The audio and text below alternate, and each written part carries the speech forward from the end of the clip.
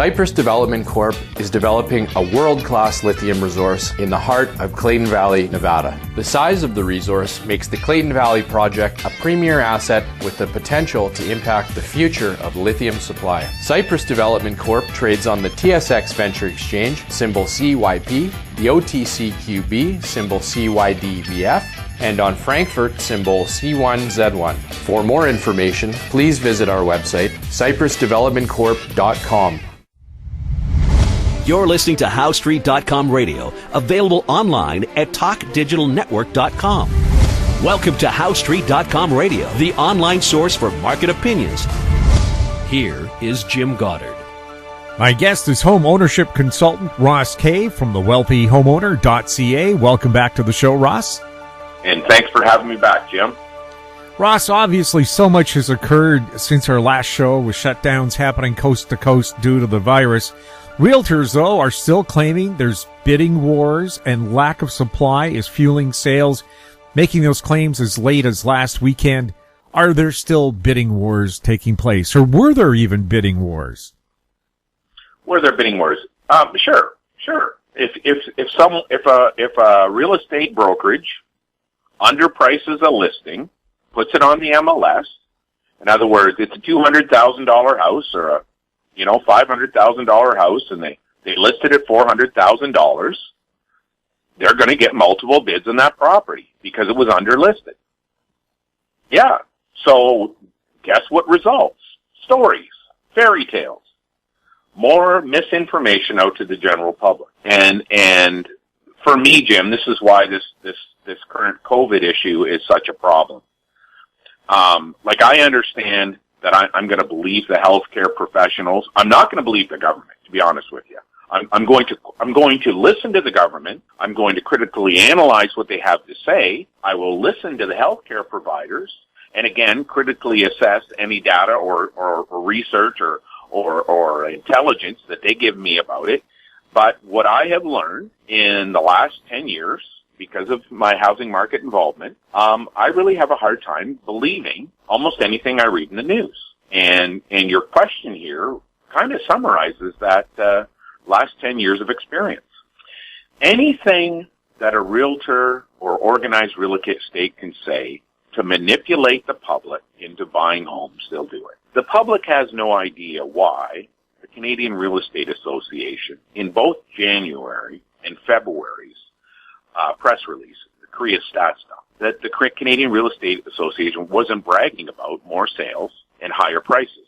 The Canadian public has got to be asking, why did the Canadian Real Estate Association choose to start focusing on seasonally adjusted sales data at the time when non-adjusted sales data was ramping upward? Why the switch? And the answer is it's the same reason they switched last time to using seasonally adjusted data. Because the narrative that they want to fuel is one of fear, one to get you to rush, which is why in this particular environment I'm so sensitive to how the public is being handled with this COVID information. A housing market is like a plank, and the person holding up the plank are the pirate, and the pirates are your real estate brokerages. What the plank is, it's a unique plank, because the further you walk out the plank, the narrower it gets. Along the plank is a row of coins, the pirate's treasure, and they're incentivizing you to keep walking out the plank. Now, they've got a sword in your back, prodding you along, but you're bending over and you're seeing more and more money, so you keep moving out further out and further out and further out the plank. What they don't tell you is that at some point, there's so many buyers on the plank walking out to the end that it's just so heavy that it crashes and burns because it's too narrow. There's simply not enough width in the plank to accommodate all the people that are on it. This pattern repeats itself over and over and over again, and that's what we're seeing today. Let me explain this to your listeners. From June of 1990, let me get this correct. I could go back into 1981, but I'm not going to go back into the 81 to 1990 period. I'm only going to go from June of 1990 through till today. What the government has done, which they now find themselves tasked with, is dealing with an economy where the cost of debt has continued to decrease. We have now gone through 30 years of fiscal policy rooted around, built built upon a reliance on a continually decreasing cost of debt to be rolled out across the nation. The plank is our version of those decreasing rates. When interest rates were 12% back in the late 80s, the plank was wide. There was lots of room to narrow the plank. But by this spring, the plank was once again down at its historical narrowness. There was simply no room left for rates to go lower. The number of home buyers, or the economy, has been pushed so far out that plank, there simply was no room for it to drop further. Now, what's happened is, when you're on a plank, if the wind blows, you fall off it if it's too narrow. There's no way of you to stay sturdy enough on that plank if the wind blows. And this is what we have with COVID-19. The wind blew a little tiny puff called COVID-19, and everyone that was on that plank fell off. What's the government's response today, or in the last 48 hours? The response is the same response that they've had since June of 1990, almost 30 years. The response has been the same. And when this June rolls around, it will be the 30th year of the identical policy. What they've done is when the plank was already so narrow, it was going to break. They put another plank under it that was even narrower, but this time it went further out. And right now, it's going out to zero. Mortgage rates right now are on a path to reach zero. Lending rates, excuse me. In the United States, we already see them down to virtually that point. The way that we do homeownership math, Jim, is we look at an inflation-adjusted rate. So if inflation's at 2% and you're paying 2% mortgage interest, then on a 100% financing on a property, you are effectively paying no interest. What the government has done over the last 30 years, they have allowed an economy to be built that has forced Canadians to walk this plank. But the government hasn't told the Canadians what's at the end of this plank. What is the consequence of reaching the end of this plank? What happens when there's no width left in the plank at all and it finally reaches its peak? Now, your listeners, if you took a plank that started out wide and it went forward until continually narrowing till it reached a point of nothing, if you look at the shape, it's basically a triangle. If you take that triangle and stand it up on its end with the broad base on the bottom, you've got a pyramid. This is why we call it the Cooperative Listing Service House Price Pyramid Scheme. It is an economic fundamental that undermines our entire Canadian economy, that is built on a false economic theory, and that is that there is some way to get out of a low interest rate environment. When you hear these stories start, and these stories started across Canada around 2015, 2016 they reached unbelievable claims, 2017 unbelievable claims in Ontario, and then they disappeared again. They have reappeared again. Why? Why do we have to say bidding wars? Why are realtors underlisting properties? Why, when less than 17% of the homes that are for sale in the market will actually sell, are Canadian home buyers going out and paying over asking? Or why is the world being told Canadian home buyers are foolish enough that they're paying over asking price? That isn't really happening. What's really happening is, if there is a property that is underlisted, a whole bunch of buyers will want to buy it, and they will compete to buy it. Whether they pay more than market value or they just pay market value is irrelevant, because the story is created. Bidding wars have returned. What I can tell your listeners is this: we don't look at real estate stats the way that everyone else does. We look at a housing market totally different. That means the way that we measured the market, it was busier in January than what organized real estate was telling everyone, which was reported in the newspapers. And in February, it was slower than what they told everybody it was. That's right. Simply by moving sales from one month to the month, another story happens. All you need to do is look at the headline from the Canadian Real Estate Association's monthly housing CREA stats from 2013 till today. All of those reports are available. A simple Google search will find them for you. The methodology is repeated over and over again. We a single talking point that benefits our narrative of earning commissions, and we use it. So, what you really need to understand is this. Behind every reading of a Korea or organized real estate's stat stone is a pirate with a sword who's pushing you further and further and further down the plank. Some people fall off the plank because the plank gets so narrow. That's why a housing market slows down. There's less people able to buy. There's not enough room for them in the market any longer. There's not enough coins on the plank to keep them going. Sooner than later, the plank breaks. The government comes in, reduces interest rates once again, widening the plank short term, but again, later on, they reach that point of no return once again. The bank has to step in again, widen the plank by lowering interest rates. Sooner or later, there's no interest rate left to lower. If you question what I'm saying, all you need to do is look at Japan, because Japan's housing market has been stuck in an interest rate trap for decades. There is no way for them to get out of it. Now, I understand their immigration rates are different than Canada, but you also have to understand their household income rate has increased substantially better than Canada's has over the period of time I'm talking about. You're on a plank, there's a pirate behind you, they have a sword, and they're encouraging you to bend over and pick those coins right up to the end of the plank. Then that pirate is hoping someone comes in and props the plank up one more time.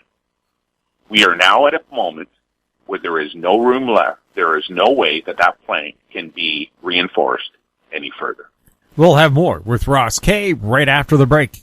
Media recognition from Bloomberg, Reuters, recycling trade publications. Patented process for 100% recovery of critical metals, including cobalt, lithium, nickel, manganese, aluminum. American Manganese is focused on recycling lithium-ion batteries for electric vehicles. American Manganese trades on the TSX Venture, AMY, the US, AMYZF, and Frankfurt 2AM. For more information, visit AmericanManganeseInc.com or phone me, Larry Ray, at 778-574-4444.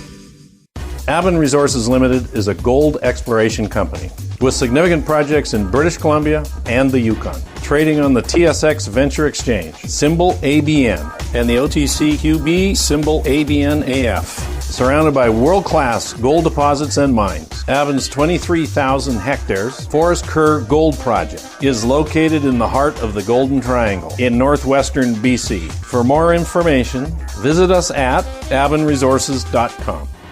Welcome back. We're speaking with Ross Kay. Ross, the massive fiscal stimulus announced in the last 4 banking days has been very substantial.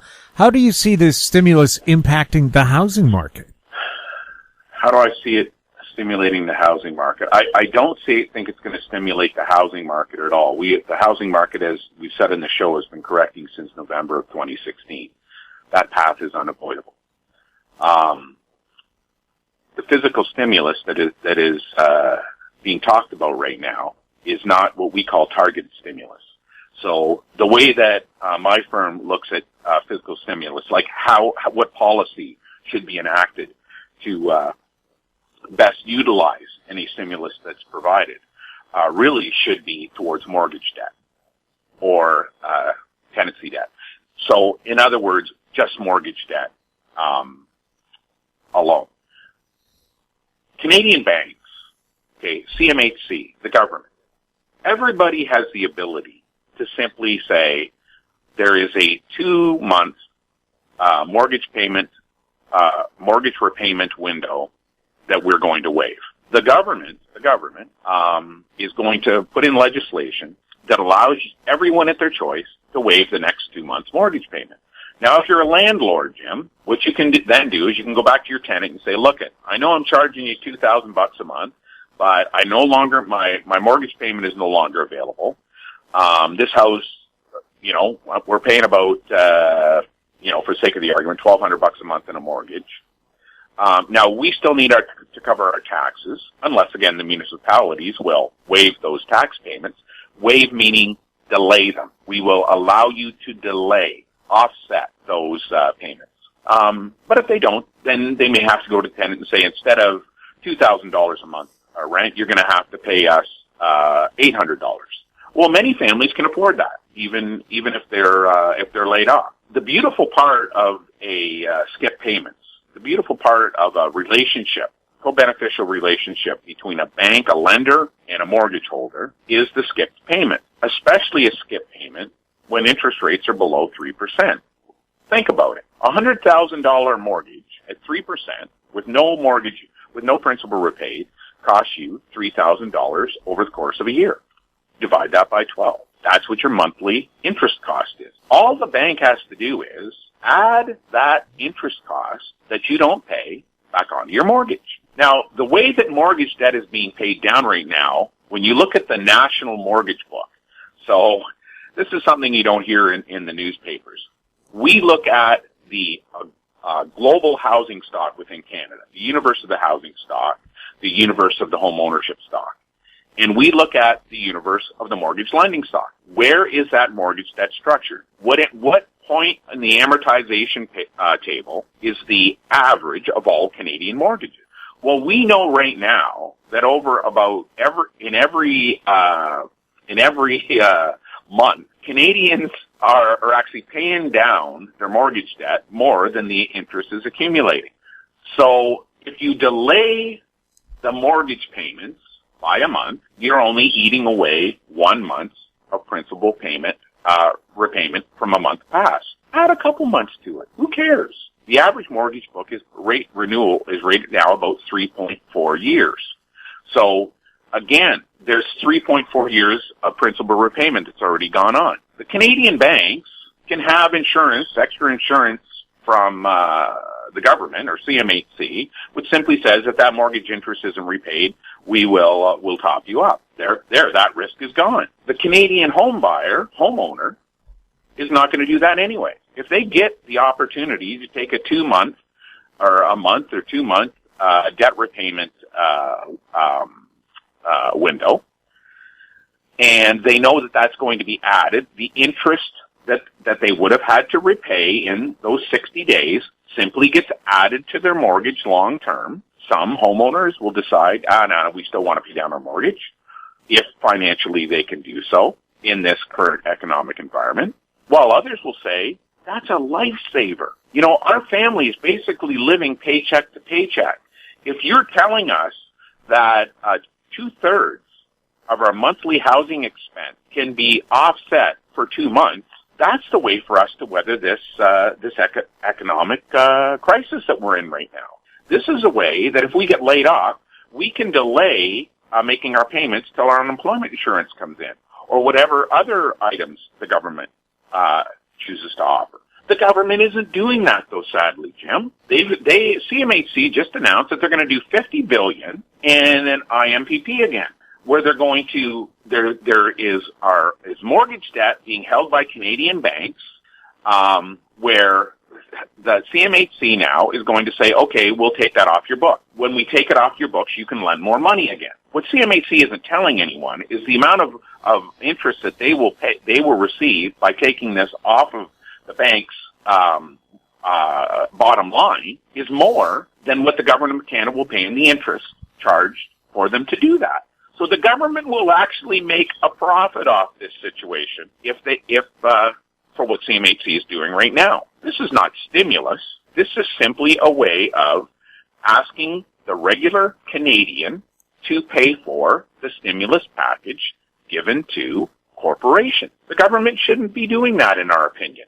The government may have to help out vulnerable industries, but we believe that if you simply stood up and said, we are going to put legislation in that gives every Canadian homeowner, that means even a landlord, the option of missing mortgage payments for 2 months, maybe 3 months if needed, maybe 4 months if needed. That single-handedly would give the government more flexibility in what they need to act on in terms of a healthcare perspective. When a family knows that the biggest monthly expense they have is not going to be required to be paid in a month, it means they can get by with a lot less money. We haven't heard governments talking about that, Jim. We're hearing about billions and billions of fiscal stimulus going towards the banks so they can lend more money. The issue is not lending more money. That need will happen as this economic crisis ends. In other words, to get the engine going again, that's when you're going to need this stimulus. If you're stimulating, trying to hold things, you're not addressing those in need, which is a regular Canadian family. And Ross, the banks aren't going to loan out money to somebody whose job is in jeopardy because of this virus slowdown or shutdowns, are they? No, it's illegal. They can't do it. Yeah. What good is that? So it looks good, it sounds good, but in practical terms, it's useless. It's right. To me, it's fraudulent. Now, it could be because of your ignorance that you're making these fraudulent statements, but it's still a fraudulent statement. It's false. It's knowingly false. It's you can demonstrate that it's false.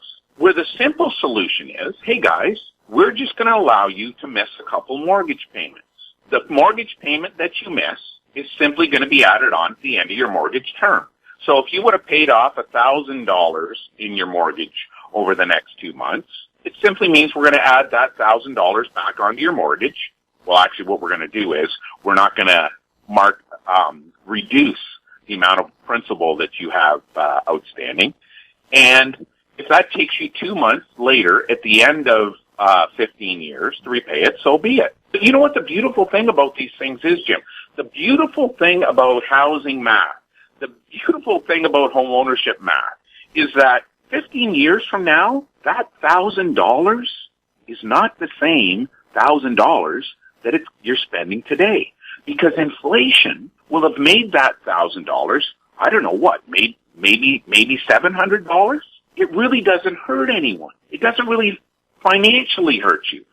Now, this is only possible because we're in this historically zero interest rate environment. It doesn't hurt anyone. It is a co-beneficial relationship between the mortgage holder and the mortgage lender, the mortgagee and the mortgagor. It is a co-beneficial relationship that is so powerful today because of the low interest rate environment. No one is hurt by delaying payments a month or two, or adding those payments on at the end of the mortgage term instead of today. Where is the government making this simple, low-cost fiscal stimulus survivability factor to the Canadian family in a press release? You don't see it. What you hear are things like, we're going to buy $50 billion of mortgage debt from Canadian banks, CMHC. Oh, it happens to be mortgage debt that is Canadians already paid CMHC insurance to get. Our risk on that mortgage debt is so ridiculously low, our return on it is going to be better than what the Canadian government can borrow money at. They're going to make a profit on it. That does not help a single Canadian. Going out tomorrow and announcing you don't have to make your mortgage payment for the next 60 days. You can either spread it out over the remaining term of your mortgage, or you can add it at the end of the mortgage. You don't have to make your rent payment the next 2 months. The interest carrying cost, that is the component of your rent, the government will reimburse your landlord for that amount. Because we know the profile of the tenant versus the financial profile of a tenant versus the financial profile of a homeowner is different. Generally speaking, your tenants come from income levels that are in the bottom 30% of the country. Generally speaking, not always the case, but generally speaking. So their choice has been to rent until they can afford to buy, because everybody pretty much wants to buy a home. Homeowners, on the other hand, are in the upper 70% of income earners, and you can go ahead and, for them, simply give them a delay in the payment. They don't need the government to pay the interest on that mortgage that supports them living in a home. They just need a simple delay, and many of them won't need that. They would have budgeted a 6-month buffer in their bank accounts that they can now extract to cover in times of economic hardship like we're going through right now. You don't see the kind of fiscal stimulus which allows your population to survive an economic crisis, and then when the crisis is over, to quickly resume their habits, which sustain the economy prior to the crisis happening. What the government is doing is delaying the economic fallout that's taking place right now, believing falsely that by giving rich corporations more money, they will give that money in turn to their employees through wages and keep them employed. That won't happen this time around. We are in shutdown, probably increasingly under more shutdown. The only thing that matters to the average Canadian family is, how will I keep the roof over my head, and how can I get ahead? How can I keep my family warm and safe at night? A mother says, how am I going to feed my kid? If the government says, don't worry, we know that you're $200 away from insolvency, what we're going to do during this period, until you reach, because we know your unemployment insurance or whatever insurance we would bring out because of this virus will not reach you for 2 to 3 weeks. In other words, you're going to miss your mortgage payment. You're going to miss your end-of-month landlord payments. Don't worry about it. We've got your back. We've got you covered. But we also want you to know this is the most fiscally prudent way for a government to respond for a situation like this, because it costs the government less money, less taxpayer dollars than anything else. It's taxpayer dollars going back to taxpayers. It's not taking away for the lowest income Canadians who pay tax in this country and giving it to the wealthiest in this country, which the current fiscal stimulus policies result in. Step back and try to view things through the lens of how you live life. The vast majority of your income in the first 5 to 7 years of your life will go towards your home, towards maintaining your home. It doesn't help that the Prime Minister and the Finance Minister are trust fund babies who've never really had to work a day in their lives. You know, Jim, this is like all these realtors out there commenting on the housing market who haven't sold 1,000 homes. Like, it is absurd to believe that you can have empathy for something, but you can't have an understanding. Until you have faced the prospects of missing a mortgage payment, you don't understand what it feels like. So what I'm saying by that is, let's say a month I didn't sell a house, okay, when I was selling houses. So early in my career, my parents made me, before I could even start, save 6 months of income. I had to be able to cover my own living expenses for 6 months before my parents even welcomed me into the business. They were right, because Black Monday hit in October of '87, okay? I had just started my real estate career. I was about 5 months in. If my parents hadn't given me that advice, I may not have been able to make my mortgage payment. I saw that in the headlight. I was a deer caught in the headlight. And this is what regular Canadian families go through all the time. Unless you've experienced this, you probably can't understand it. You can have empathy towards people, but I don't think you can understand it. The same way with the physical stimulus. If you haven't watched how bankers have been predatory lenders in economic recessions, then you probably don't understand. You can have empathy for the people that are subject to that, but you probably don't understand what they're going through. We understand because we sat at the kitchen table with those families when the banks were putting this pressure on them. That is the perspective we bring to this discussion. It's why it's so important that the regular Canadian gets this simple, honest advice. It's why the physical stimulus that we saw suggested today, in our viewpoint, is wrong. Let the regular Canadian family waive their mortgage payment for the next 2 months. We'll have more with Ross Kay right after this. Engineer Gold Mines is focused on the exploration and development of the historic high-grade Engineer Gold Mine situated 32 kilometers southwest of Atlin, British Columbia. Engineer Gold Mines is fully permitted for surface and underground exploration with the drill program now underway. Engineer Gold Mines Limited trades on the TSX Venture Exchange, symbol EAU. For more information, please visit us at engineergoldmines.com.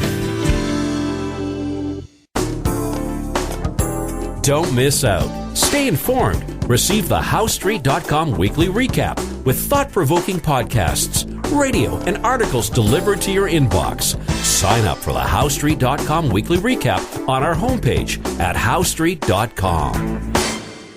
Welcome back. We're speaking with Ross Kay. Ross, the banks don't seem to be lowering mortgage rates as quickly as the Bank of Canada is lowering its overnight rate. Why are homeowners not seeing lower rates? Oh, all your listeners should go back to the last section, Jim, and listen to what I said at the end of it. That's really funny. Okay, so the banks are doing exactly what the bank CEOs are paid to do. The bank CEOs are paid to, in any given moment of time, squeeze a consumer for as much money as possible. The bank CEO, whose bonuses rely upon growth of bank profits, have used this strategy for over 30 years. Maybe they used it before. I don't know. I can only comment on the last 30 years because we've watched this happen in real time as our clients, when I was selling, went to get mortgage money from the bank. For the first 15 years, we didn't realize the power we had to impact our local bankers.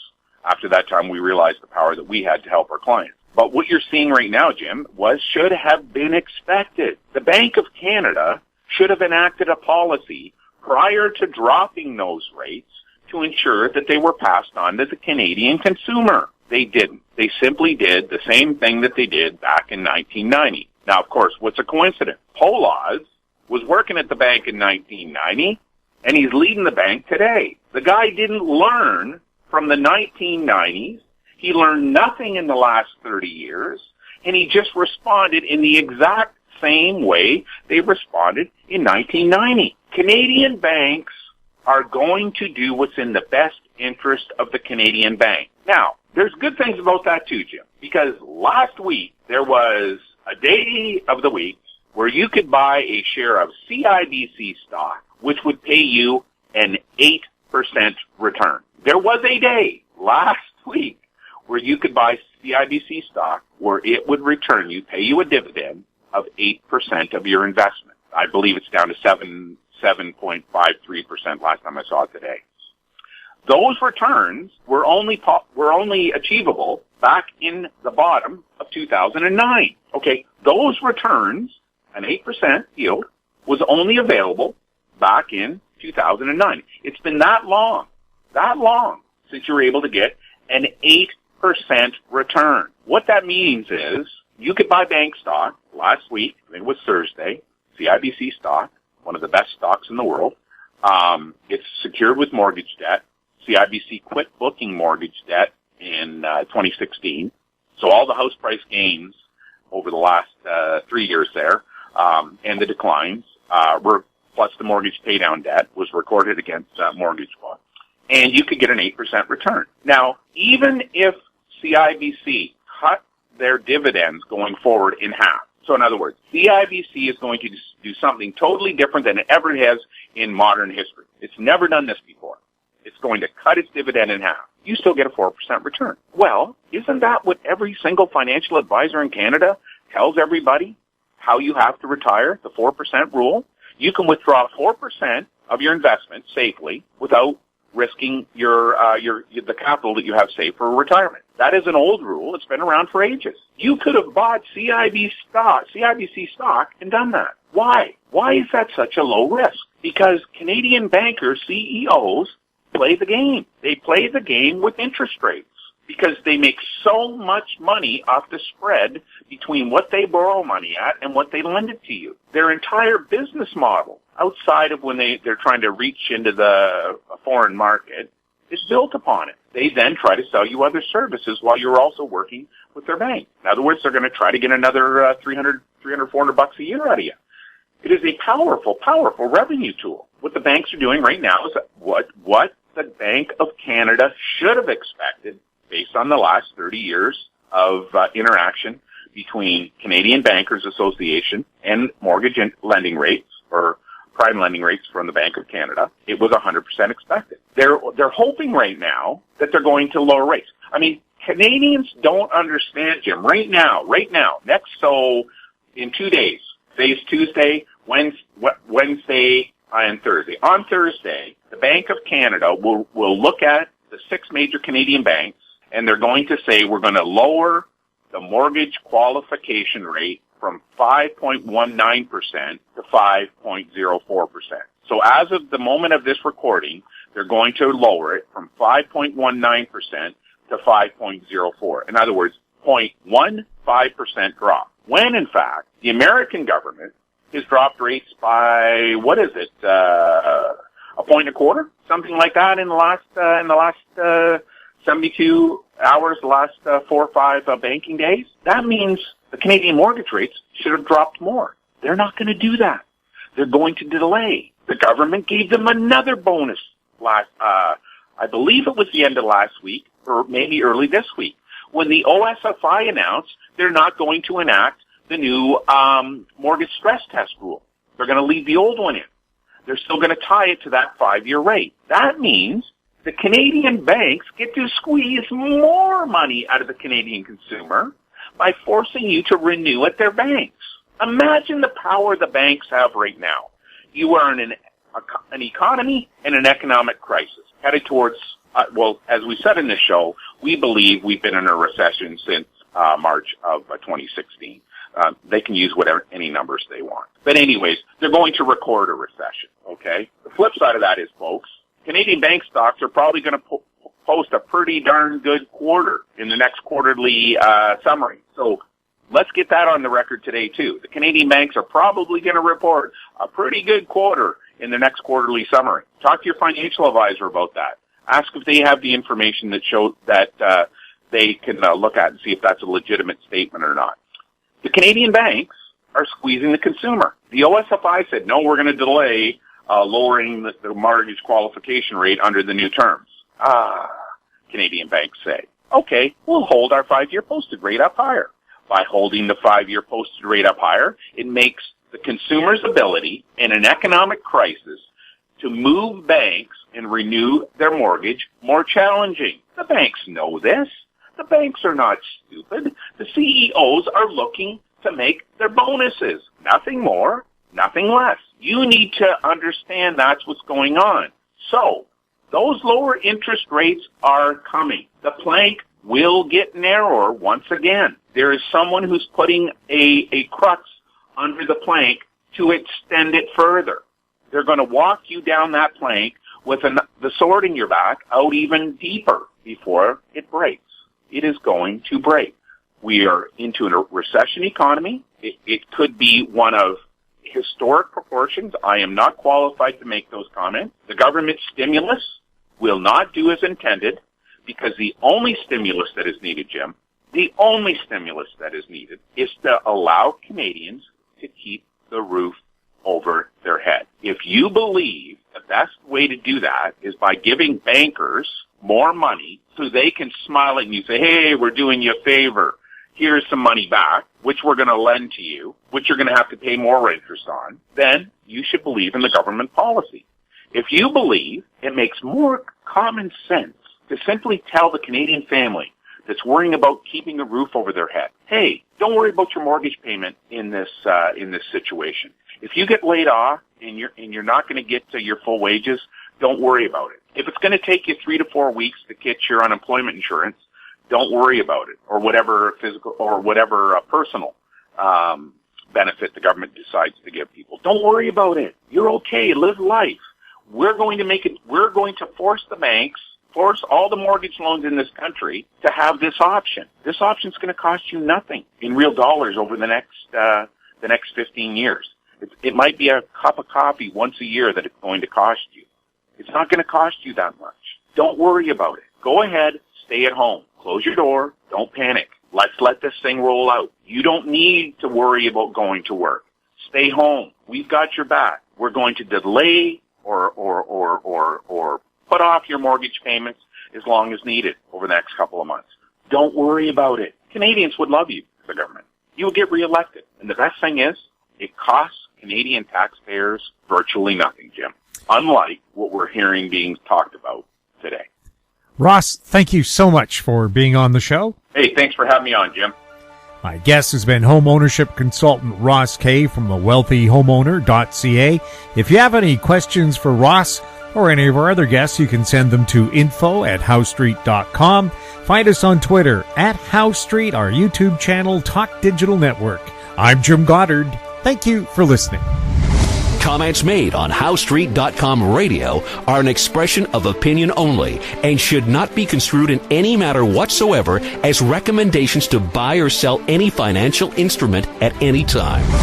Available online at TalkDigitalNetwork.com. HowStreet.com radio is a production of HowStreet Media Incorporated.